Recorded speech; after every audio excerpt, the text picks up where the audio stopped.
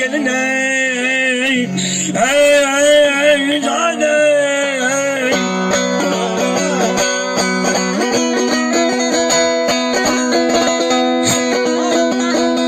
Bakacağın ağlarına bağlar gülül geley olmalım kimin yâre gülveden geline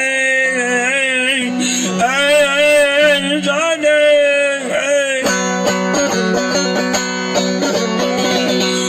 Gözlerim canalar varayın gözlerim, oh gözlerim canalar varayın gözlerim. Ölüyle dirilden leylim leylim leylim leylim leylim Kur'an'a sözlerim. Ah yarım gel yarım.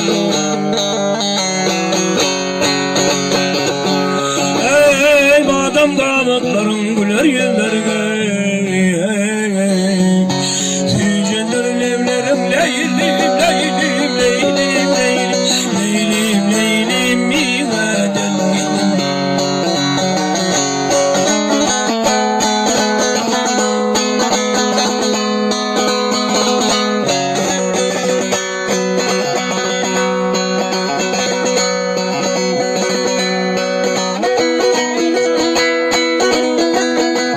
Vakıklara yüzüm şervettim yutma edeney.